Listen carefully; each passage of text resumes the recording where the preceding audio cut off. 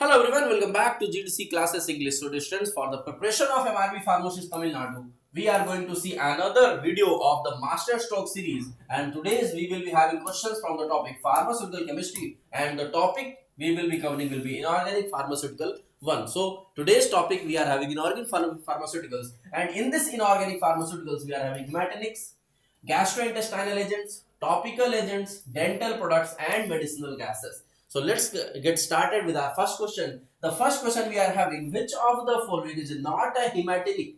Which is not a hematinic agent?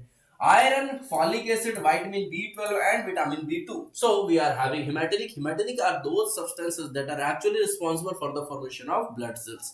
And iron, folic acid and vitamin B12, both three are actually responsible, but vitamin B2 is not an essential, or you can say that it is not having no role in the formation of blood cells. So yes, vitamin B2 will be the right answer. It is not an hematinic agent. When we talk about hematinic is a nutrient required for the formation of blood cells. We are having three main hematinic agents like iron, B2 and folate. Deficiency of hematinic leads to formation of anemia. You can see the disease, that is anemia, actually caused due to deficiency of these hematinic agents. Next, we are having deficiency in hematinic can lead to. So when we are having deficiency of hematinic agent, we are having anemia, constipation, diarrhea, or all of them. So it leads to anemia. So deficiency of hematinic agent leads to anemia, that is deficiency in blood cells. Okay, deficiency of blood cells. So yes, A will be the right answer here. So for the preparation of MRB Pharmacist, we are also conducting free of cost test series for each and every participating students who can join, get a free of cost test series. So how will you going to get this free test series? You simply visit Google Play Store where you can download GDC classes application. Visit Google Play Store where you can download GDC classes application, and in this GDC classes application you have to simply enter the code MRB25 to having this test series. So by using this interface, we can also see that here we will be having a GDC classes application. You simply have to install the application, then visit the batches section at the downwards of that interface of that particular application. Then you simply click on the plus icon and simply enter the MRB25 without any spaces and in small cases. So you will be forwarded to a test series portal.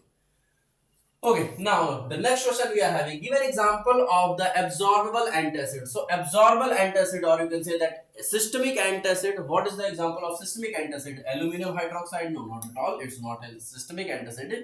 Calcium carbonate, tribasic calcium phosphate, or sodium bicarbonate. So yes, you can say that sodium bicarbonate or sodium citrate. These are the cases of absorbable antacids or systemic antacids. So yes, D will be the right answer here. Sodium bicarbonate. Sodium bicarbonate and sodium citrate, both of them. Sodium citrate, both are systemic antacids. Both are systemic antacids. Anemia can occur. Anemia can occur due to blood loss, destruction of RBC, bone marrow depression, or all of the above. So yes, due to blood loss, anemia can occur. Destruction of RBC. When RBC get destructed, it can lead to decrease in blood cells. So yes, this is also a case. Bone marrow depression. So bone marrow, the actual formation of these blood cells takes place inside the bone marrow, and erythropoietin is actually responsible for the formation of this erythropoietin, that is RBCs. So yes, this is also a case. So all of the above cases can be leading to the anemia. If the destruction, that is bone marrow depression, destruction of RBC and blood loss, all are the cases for the anemia. So all of the above will be the right answer. Okay, all of the above will be the right answer. So due to blood loss, impaired red blood cell formation due to deficiency essential factors like iron, folic acid and vitamin B12, bone marrow depression, that is erythropoietin deficiency, and destruction of RBC. This is also known as hemolytic anemia. Destruction of RBC, that is also known as hemolytic anemia. Maximum iron present in. So the iron is actually present in maximum content where? Hemoglobin, ferritin, myoglobin, or parenchymal iron. So hemoglobin is actually having the highest percentage of iron inside our body. Then ferritin and hemocyanin, both are the proteins. The iron actually stored in the form of proteins in the form of ferritin and hemocyanin. Myoglobin actually is also known as muscle. The myoglobin is actually having muscle iron contained in the myoglobin and parenchymal. So yes, parenchymal is also, but they are very few in numbers. They are actually having very few in numbers. So the maximum content is having in hemoglobin, that is near about 60 or 65%. So 67%. So yes, the right answer will be hemoglobin. Look, the hemoglobin is actually having 66%, while the ferritin and hemocytins, they are having 25%. Myoglobin, that is in muscles, they are having 3%, and in parenchymal, they are having in 6% of total iron content. Green vitriol is a synonym of green vitriol. So when we talk about green vitriol, it is actually a sulfate. So no, ferrous fumarate, no, not at all. Ferrous gluconate, ferrous ascorbate, no, not at all. Ferrous sulfate. So FeSO4. FeSO4 is green vitriol. FeSO4 is green vitriol. When we talk about CuSO4, what do you name this CuSO4? What kind of vitriol is actually CuSO4? CuSO4 is what type of vitriol? Which vitriol is it? Just write down in the comment section. Okay, so yes, ferrous sulfate is actually green vitriol. Ferrous sulfate, that is also known as green vitriol. Green vitriol. Green due to pale bluish green crystal powder. Next question we are having, which one is used as a protective in GIT? So in case of GIT, that is gastrointestinal tract, what of the following will be used as a protective? So bismuth subcarbonate, zeolite, magnesium sulfate, and all of these. So magnesium sulfate is actually used as a saline cathartics, MgSO4, that is also known as bitter salt, or you can say that this is also known as Epsom salt. So bismuth subcarbonate is actually used here as a protective agent. Bismuth subcarbonate, milk of bismuth, they all are used as a protective agent for the cases of GIT. Okay, so the substances which protect the mucosal lining of GIT is called adsorbents and protective. Protective and adsorbents are drugs which absorbs intestinal toxins like bacteria, etc. Give a protective coating to the inflamed mucosal walls. These are chemically inert substances which are used in the treatment of mild diarrhea or dysentery of GIT because of their ability to absorb gases, toxins, and bacteria. Examples like bismuth subcarbonate, bismuth subnitrate, and milk of bismuth. These all are the cases of protective and adsorbents. Next question we are having, hyperchlorhydria is treated with. So hyperchlorhydria, that is excess secretion of hydrochloric acid. So when HCl quantity is increased, then we use antibiotics, antacids, antidotes, or antiemetics. So when the increased acidity, it will be used by antacids to decrease that volume or decrease the level of that acid. So antacids, that is against acids, are the substances used for the removal, or you can say that a decrease in the HCl. So antacids will be used here. Antacids will be used here. Antacids are against acid, the substances that are used for against acid activity. So yes, they are antacids. Achlorhydria is the condition defined by. So achlorhydria. So when the hydrochloric acid is decreased, or you can say that no production of HCl takes place, this condition is also termed as achlorhydria. So excess secretion of gastric HCl, that is a hyperchlorhydria. Absence of HCl in gastric acid, that is will be achlorhydria. Decrease in gastric pH, no, pH will be decreased due to deficiency of the gastric acid, but that is not the case for the achlorhydria. But here we are having HCl absence. So yes, this will be the case for the achlorhydria, absence of hydrochloric acid. So yes, B will be the right answer. B will be the right answer. When inadequate secretion of acid takes place, the stomach, this causes achlorhydria or hypochlorhydria. Acidifiers are the drugs which, acidifiers, that are the increase in acidity. These are the drugs that are used to increase the acidity. So acidifiers, they decreases the acidity, increase the acidity. First increases, then decreases, no effect. So acidifiers are the drugs that actually increases the acidity, and they are the used in the cases where the hyperchlorhydria, the hypochlorhydria, or you can say the achlorhydria conditions. These are the drugs when used in the cases of achlorhydria. They are drugs like HCl and somehow NH4Cl, ammonium chloride. Both of them are used as acidifiers, the systemic acidifiers. Okay, so B will be the right answer here. B will be the right answer here. Achlorhydria, to treat the case of 𝘂𝐾𝙬𝙎, condition of 𝘂𝐾𝙬𝙎, we use this acidifying agents, also known as acidifiers. And for the preparation of MRB pharmacist, you can also refer to the important books or important study materials like MRB Pharmacist Examination Success Kit Theory book and Objective book, especially designed for these particular examinations of MRB pharmacist. So if you are having problem in the content, so you can definitely visit these kind of contents, first see these kind of contents and boost up your preparation for these examinations. Also you can have MRB Pharmacist online test series and Pharmacist Tamilnadu crash courses as well running inside the application. So simply you can check them also. Which of the following has a stimulant type of cathartic action? Stimulant type of cathartic action. So isabgula, mineral oil, dioctyl sodium sulfosuccinate or senna. So the senna here will be having what type of action? Stimulant type of cathartic action. So yes, D will be the right answer. D will be the right answer. Magnesium sulfate is used as, so magnesium sulfate, that is MgSO4. MgSO4, what will be termed this? MgSO4 can also be known as, what is the synonym name? Like Epsom salt or bitter salt. Bitter salt, the both names are used for the MgSO4, bitter salt. Both of the names are used for MgSO4. So they are astringent, dental products, cathartics or expectorant. So yes, MgSO4, that is magnesium sulfate, is a cathartic. That is a saline cathartic. So C will be the right answer. C will be the right answer. Also known as Epsom salt or bitter salt. Osmotic laxative, that is saline cathartics in treatment of electrolyte deficiency in wet dressings or in boils and in treatment of cholecystis, seasickness, etc. What should be ideal property for an antacid preparation? To prepare an antacid, what is the ideal properties for it? It should be not absorbable. So yes, the antacid should not be absorbable inside the systemic routes, or you can say that system that is in the blood.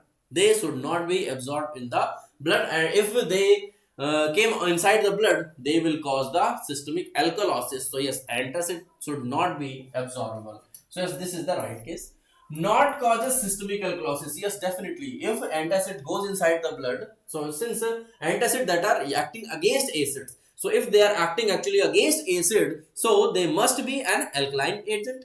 So if we that particular antacid goes inside the systemic route, it will cause a systemic alkalosis. So yes, they should not cause a systemic alkalosis. This is also a right, or you can say the ideal condition for an antacid. Should buffer in the pH range of 4 to 6. Yes, definitely. They should be buffering at the pH range of 4 to 6, since there must be high acidic, or you can say the acidity inside that particular stomach where for what you are taking these kind of medications. So yes, C option is also correct. So all of the above are right. All of the above options will be correct.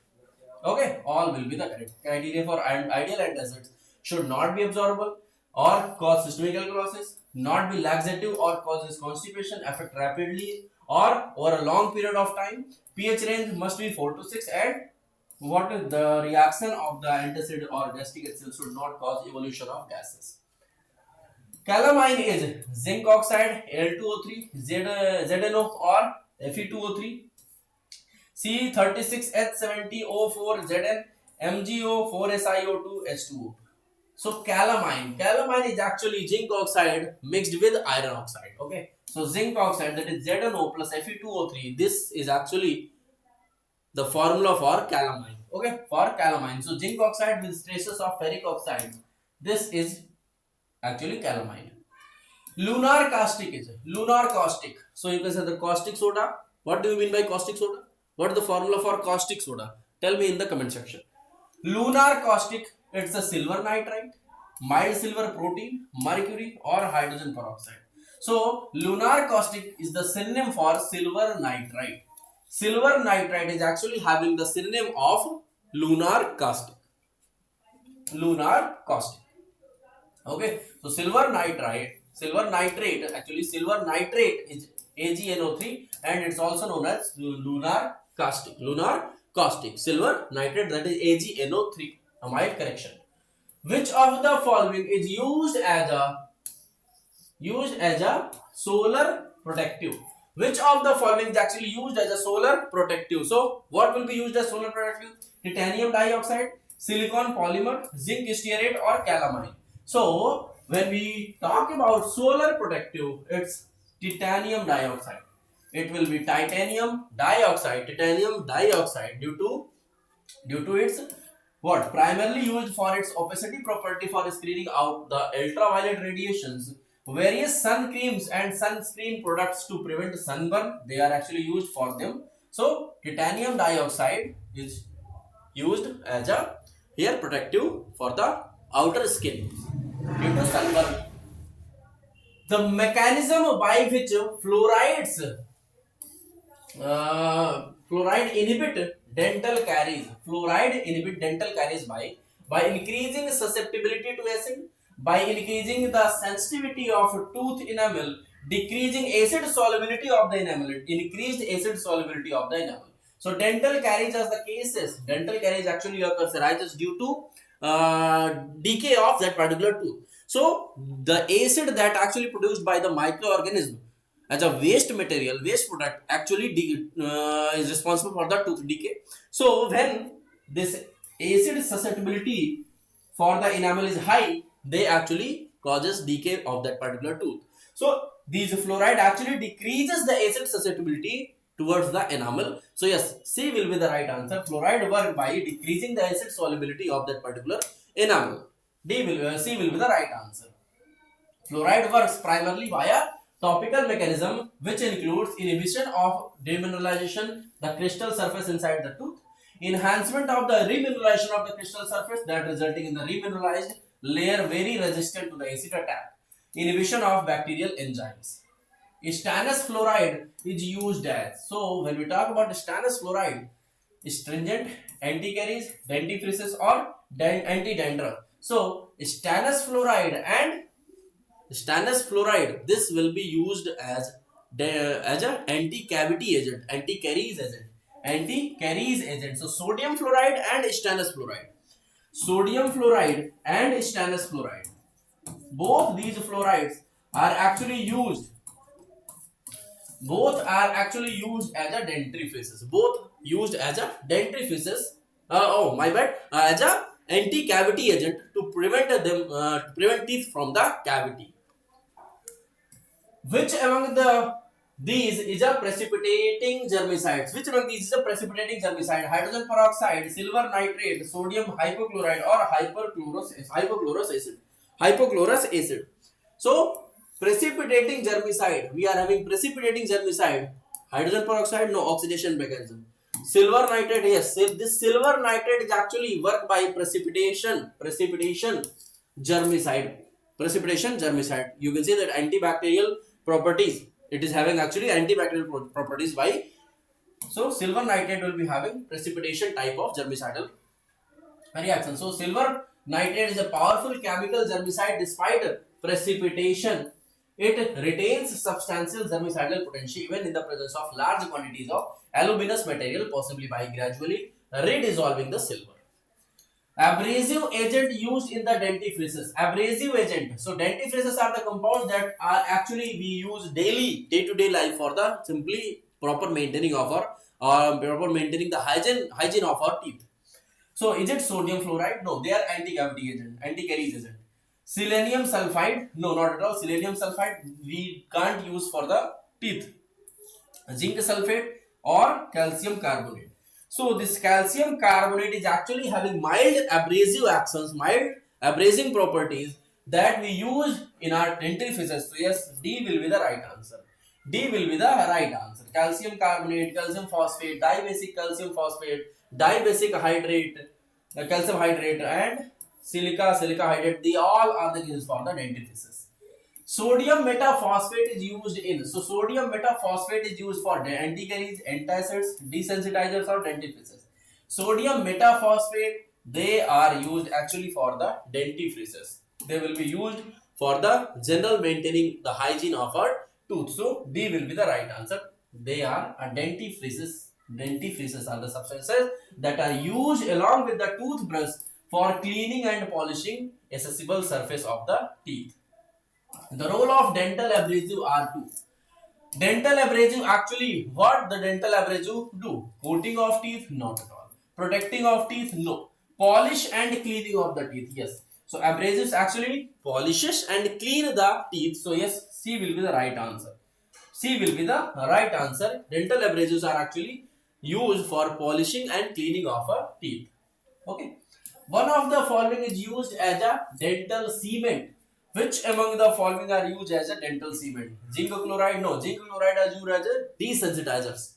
NaCl? Not at all. KMnO4? No. Zinc oxide. So zinc oxide and eugenol both combinations are used as a dental cement. So yes, zinc oxide will be using.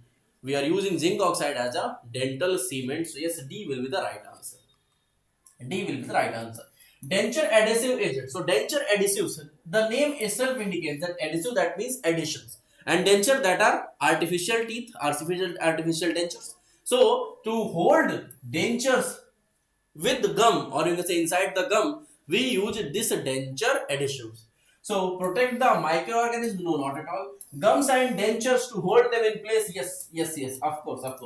They are actually applied in the gum, and the dentures are actually hold due to this addition inside our gum and inside our mouth. So cleaning of the teeth? No, not at all. Polishing the teeth? No. So B will be the right answer. B will be the right answer. Some of the denture adhesives contain zinc to enhance the adhesion. So basically, denture adhesives is a water soluble non-toxic material that we can apply to hold our gum and dentures. Okay. The agent which reduces hypersensitivity of teeth for heat and cold are dental fluorosis, anti-caries agent, sensitizing agents, desensitizing agents, or none of the above. So yes, this is the case of sensitivity when teeth is exposed with cold or hot things, substances. They are actually having a sensitivity for them, and the desensitizers are the compounds that are actually used. Desensitizers are the medications that we actually used to treat this kind of conditions. So desensitizing agents, and these desensitizing agents are generally made up of chlorides, like strontium chloride and zinc chloride. Borax is used as, so borax is actually used as antibacterial, antiviral, antidiarrheal, or antiemetic. So yes, borax is actually having antibacterial properties. Antibacterial properties for the treatment of fungal food disease. Borax is widely used as antifungal food. So borax is also a component for several commercially available vitamin supplements. So this is actually having a antimicrobial properties. One of the following is a protein precipitant. Which of the given compound will be having a protein precipitant action? Activated charcoal, ZnSO4, FeSO4, NaNO2. So when we talk about this protein precipitant, we are actually talking about astringents. So one of the given compound here, that is ZnSO4, this zinc sulfate, and you can say that potash alum, both actually acts as a astringent, and the astringents actually have protein precipitant actions. So yes, B, that is zinc sulfate, will be the right answer. It will be having a protein precipitant action.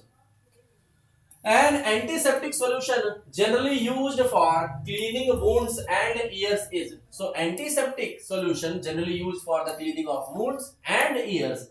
Is it hydrogen peroxide? Yes, of course. Lugol solution not used for the ears. Ammonia solution? No, not at all. Potassium permanganate solution not for the ears. So hydrogen peroxide, H2O2. This H2O2 will be used for cleaning of wounds and cleaning of ears. So yes, this will be the right answer.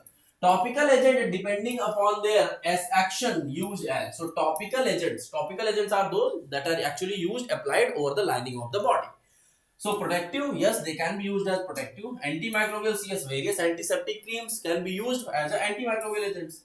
Astringents, yes, of course, it will be used for the protein precipitant actions and for the skin conditions also. All of them, yes, all will be the right answer. These all will be used as a topical agent. So all of them will be the right answer. All will be the right answer. So protective, antimicrobial and astringent. Alum is a and zinc sulfate, both of them are astringent and they are actually used as a topical agents. As now, antimicrobial, hydrogen peroxide, potassium permanganate, iodine, boric acid, all of them as antimicrobial action will be used as a topical agents. Zinc oxide, calamine, titanium dioxide as protective agent will be used as topical agents. Next question we are having, which of the following is also known as China clay? Is it bentonite, talc, kaolin or calamine? So when we talk about China clay, it is actually none other than kaolin. So kaolin is actually known as China clay. Okay, kaolin is also known as China clay. So kaolin, also called China clay, soft white clay that is an essential ingredient in the manufacture of china and porcelain and is widely used in the making of paper, rubber, paint and many other products. Kaolin is used as to stop bleeding and for condition that involve swelling and sores in the mouth like oral mucositis. Oral mucositis. So these are the questions that we have discussed here for the topic of inorganic pharmaceuticals part 1. We will be meeting you with another like inorganic pharmaceuticals part 2 with having 30 questions again in some other videos. Thank you all.